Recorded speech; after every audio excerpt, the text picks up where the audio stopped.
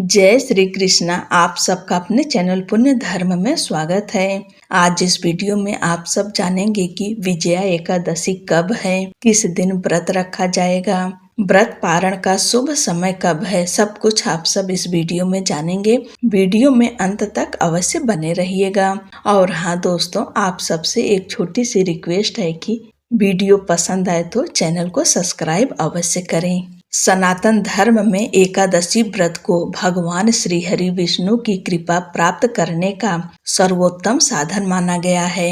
वर्ष भर में आने वाली 24 एकादशियों में प्रत्येक का अपना अलग अलग आध्यात्मिक महत्व है, किंतु फाल्गुन मास के कृष्ण पक्ष में पड़ने वाली विजया एकादशी विशेष फलदायी मानी गई है। जैसा कि नाम से ही स्पष्ट है, यह एकादशी जीवन में विजय अर्थात सफलता दिलाने वाली है और बाधाओं से मुक्ति प्रदान करने वाली है। धार्मिक मान्यताओं के अनुसार जो भक्त श्रद्धा और नियम पूर्वक विजया एकादशी का व्रत करता है, उससे जीवन के समस्त संघर्षों से मुक्ति मिलती है और भगवान विष्णु की विशेष कृपा प्राप्त होती है।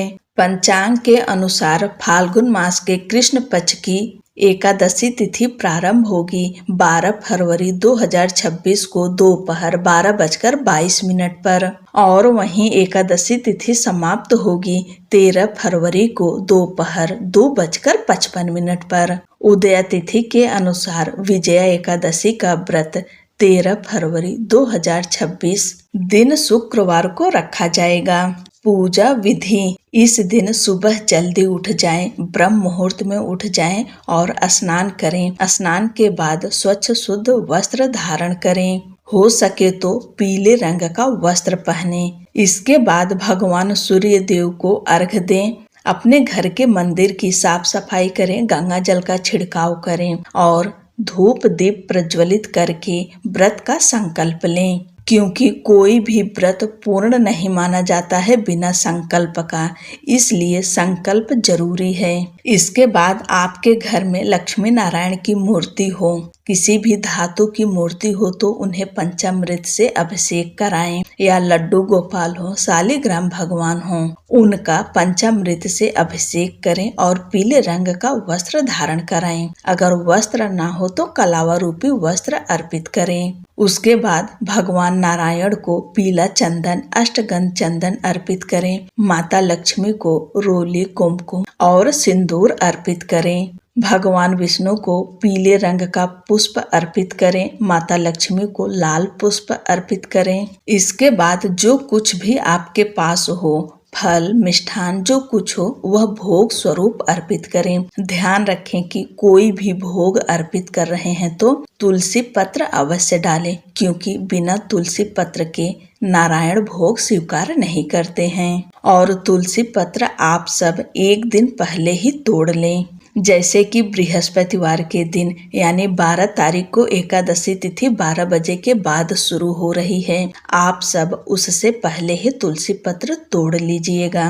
एकादशी और द्वादशी के दिन तुलसी पत्र नहीं तोड़ते हैं। अगर आपके घर में लड्डू गोपाल की सेवा है तो उनके भोग के लिए तुलसी पत्र हर रोज चाहिए। इसलिए शुक्रवार के दिन एकादशी है, शनिवार के दिन द्वादशी के दिन तुलसी पत्र नहीं तोड़ते हैं। उसके बाद में रविवार है, रविवार के दिन भी तुलसी पत्र नहीं तोड़ते हैं। इसलिए आप सब दशमी के दिन थोड़ा सा ज्यादा तुलसी पत्र तोड़कर रख लीजिएगा।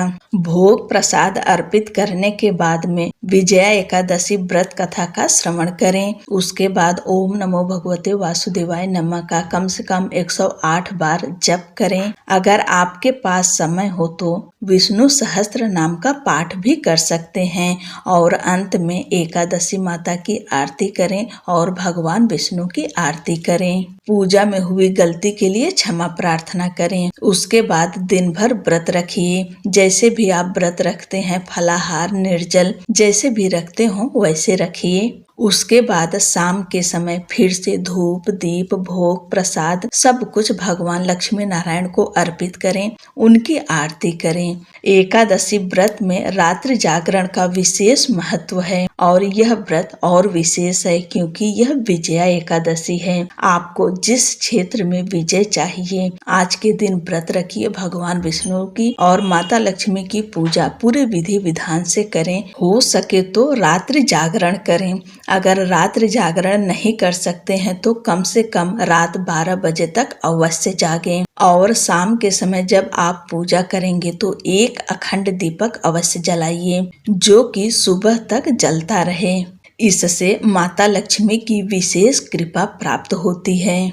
भगवान श्री राम ने लंका पर विजय प्राप्त करने से पूर्व विजया एकादशी का व्रत किया था। इस व्रत के प्रभाव से ही उन्हें रावण पर विजय प्राप्त हुई। शास्त्रों में कहा गया है कि इस दिन व्रत करने से स्वर्ण दान, भूमि दान, अन्न दान और गौ दान के समान पुण्य फल प्राप्त होता है। साथ ही यह व्रत वाजपेय यज्ञ के समान पुण्य प्रदान करता है। इसलिए आप सब विजया एकादशी का व्रत अवश्य करें। अगर किसी कारणवश नहीं कर पाते हैं तो कम से कम भगवान विष्णु माता लक्ष्मी की पूजा पूरे विधि विधान के साथ करें। दोनों समय यानी सुबह के समय और शाम के समय धूप दीप भोग प्रसाद अर्पित अवश्य करें। अब जानिए कि इस दिन क्या नहीं करना है।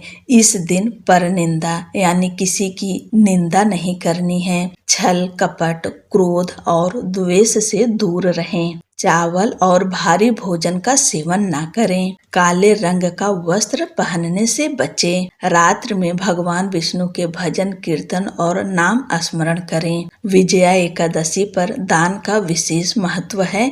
आप सब दान करिए लेकिन एकादशी के दिन अन्न का दान ना करें। आप फल का दान करें, वस्त्र का दान करें, धन का दान करें। अपने सामर्थ्य के अनुसार कुछ न कुछ दान अवश्य करें। अब जानिए पारण का शुभ समय। व्रत का पारण अगले दिन किया जाएगा यानी 14 फरवरी को और दिन शनिवार का है। व्रत पारण का शुभ समय है सुबह 7:23 से लेकर सुबह 9:21 तक। इस शुभ समय में आप अपने व्रत का पारण अवश्य करें। आप सभी को विजया एकादशी व्रत की ढेर सारी शुभकामनाएं। जय श्री कृष्णा। राधे राधे।